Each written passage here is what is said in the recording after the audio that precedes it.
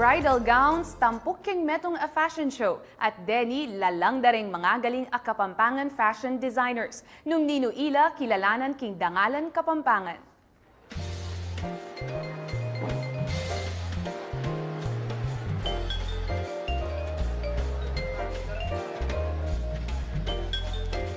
Mas kinuka rin pinamang larangan, ding Kapampangan, taga ng Ella Paitauli. King kakayari pa mong bridal expo king metong amol keng Pampanga. Sinlagla talento ding mapilan ka rin kilalang Kapampangan designers. Mayakit ka rin pa ka-display imalan ding karelang disenyo. Agawa ka rin niyayaliwang klaseng tela ampong materialis. Ing metong ka rin agad mong apansin. Iningla lang ng Ryan Manansala. Specifically yung mala na ini, inspirasyon na para i-promote yung sarili tamang fabric. Noon ing pinausan ng pinya kalado, at saka yung may embellish king something na modernized na pang-embellish ba anta mitukiya king kaya katamang modern style ngayon.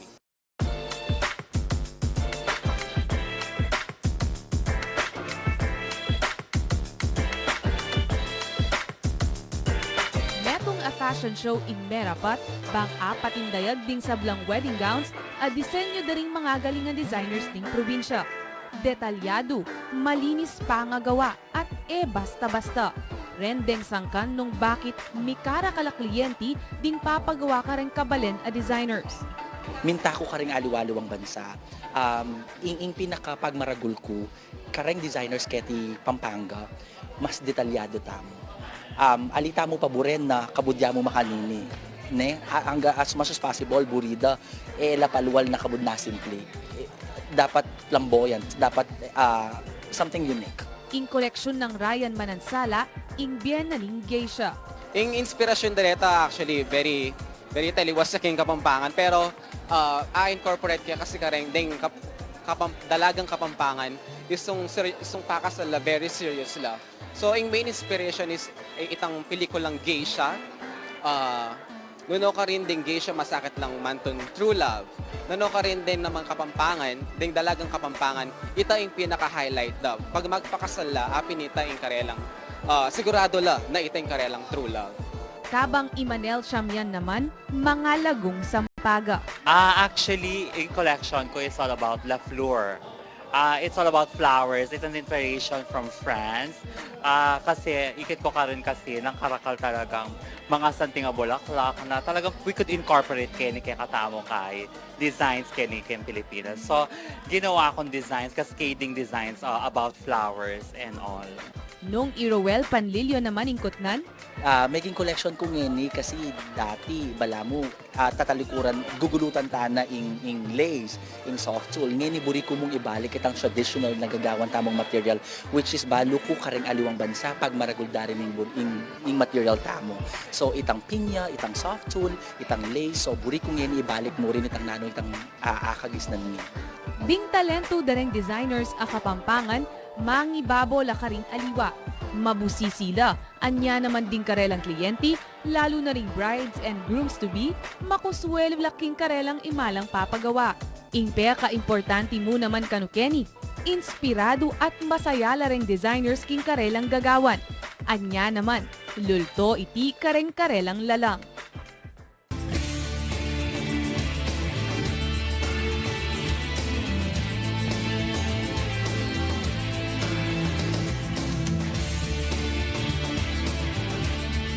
Tagledang kagiwan di Ryan, Rowell at Manel, sasalamin laking gelingan daring bawat Kapampangan, king nanumang industriyang karelang luluban. Ila rin kaya katamong dangalan Kapampangan.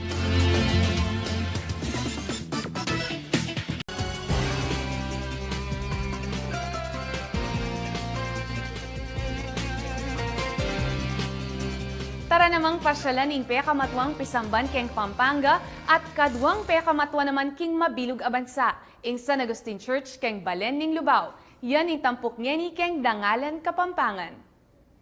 Banwang 1572, inyang mitalakadya ing pisamban ning San Agustin, king baryo ning Santa Catalina king Lubao, Pampanga.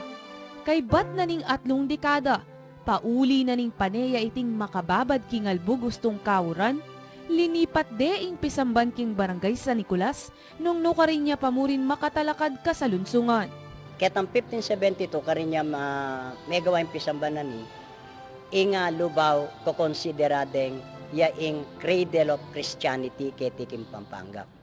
Metong apulot na mabanwaya ing konstruksyon na ning San Agustin Church at mayakit agawaya iti karing bricks, simento, adobe ang popang maputi dareng ebon o egg white.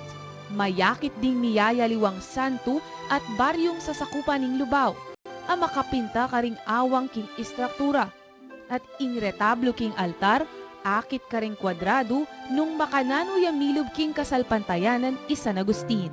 Baluyo bangketi ya may binyag ing mumunang Kapampangan ang meging presidente ning Pilipinas, yan ijos dado makapagal. At ining lumang baptismal font ing ginamit da kanita. Kay bat ning migit 4 siglong pangatatag ning pisamban, inyang Oktubre ning banuang 2013, may deklara iting meto nga importanteng pangkulturang pibanjan ning bansa. May approve yan yung kikatamong church ya pinitang church cultural properties o ito mong may approve. Uling deni kasi ng antiquity niya ng pisamban. Let's say example, ining kikatamong retablo, may repeat ni anya may approve king antiquity niya ng kikatamong. King national heritage niya may approve. Manginayang neman kanu i Father Ted, King Pisamban. Uling eya may kilala bilang metong a national treasure. Uling se masandaladeng aliwang may nga tibag ng pader at may pinturan pa si bayo ing retablo. Ating panghihinayang uling dakal na bayo Pero maragula kapasalamatan at karin tao keniking kapag malasakitan na rin Pisamban. Burideng sumantingin Pisamban at saka patsiyat niyang sira, era papaborin na maging malalaying sira na agad din kumpunyan. Bistamat aliya may aproba ning San Agustin bang mi talagang national treasure, isundo na kanong Father Ted Valencia at ning karelang konseho ning kapilya at itimid in intangible aspect na ning matwang Pisamban. Ing migit 4 aralang banwang istrukturang ini, metong yakaring pikwanan si kanandaring tao. Alimo ding Lubawenyos, nune pati ding mikarakal a Pilipino. Keni kiyakatamo king Kapampangan. Uling sasabihan da keni San Agustin keti Lubaw, keni yami bait ing Katolisismo, mabilog Kapampangan. Keti king Lubaw yami bait ing Kristyanismo king Pampanga at ing metong amag patutukan yan ing Pisamban ning San Agustin. Ing kadwa kareng peka matwang Pisamban king mabilog Pilipinas. Preserban ing Pisamban at panatilyang sagradong istruktura ang mga pagsanmetong keng matibeng kasalpantayanan king Ginu. Iti ing layon dareng mamuntukan king parokya ning San Agustin. Palutamoy Santa Misa, iyang matas dining uring kapanyamban ning tao na apong Ginoo.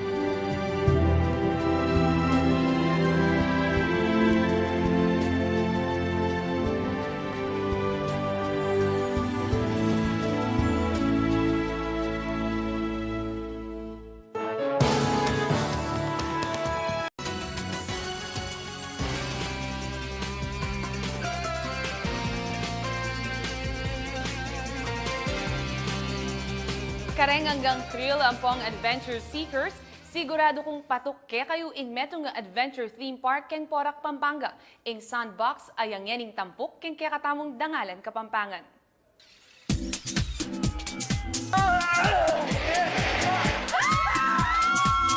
Tara nang mibalik king pangayanak, mamyalungan king meto nga obstacle course, singka gilas, singka tapang. Kulang-kulang nga 2 oras ing biyahe ibat Metro Manila, miras na ka Sandbox meto nga adventure park keng Porac, Pampanga. Mitmong exciting ang pong nerve-wracking rides. Taga na namang mga pagulisakat, mga pakaili. We call it Sandbox basically because Sandbox is a play area. If you come here in Sandbox, papapansin mo para siyang malaking playground. Yun lang naman yung goal ng Sandbox is to give an area for the whole family where they can enjoy different activities. Mumuna king listan, ing aerial walk, ing adventure tower nung nuka rin malyaring mag-wall climb, free fall ang pang zipline. At syempre, may buring amis sing adventure ride ay ni. Ing giant swing nung nuka rin antika mong anak kamalati potang iguta na kapatas. Sigurado yung bilis ing kabog ning kiyakang puso. At pachete bili dane, kanita nakalakwas mamangulisa. 29 feet. Oh my gosh.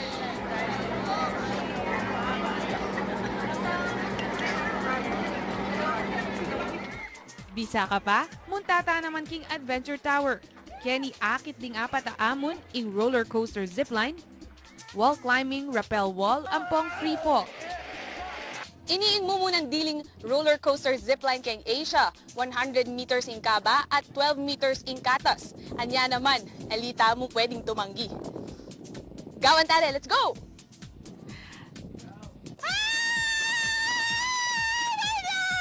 Ing zipline ay ni Eya Ordinaryo. Metong yang zipline with a twist. Ot bala mo may nabuhay yung puso ko, adeng. Naman pala makantang makatakot, talagang exciting yung gawan, kaya dapat itry ni. Free fall naman agpang kareng sinubok, may ngari ka mo kanong magpakamate. Uling ing lundagan mo, 15 meters, yamo naman ing katas. Ing dake namang inining Adventure Tower ing rappel ampong wall climbing. Ama ngailangan sika na ng pong puwersa, bang ayari ing challenge. At syempre, kanu kumpleto ing Sandbox experience mo nung MSC bukan ing aerial walk.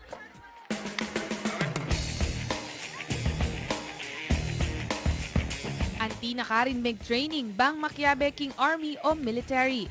At kaya rin ning metong mapagal pero masayang Sandbox experience, malyari kang mag-stop over keniking tindahan kalakuti, agawa da ring katutubong aita.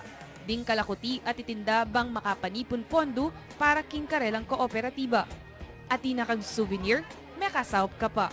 Nung ilig yu kanuing sumubok makaniti klaseng adventure, malyari yung tukiding kaya kayong grupong mikakaluguran.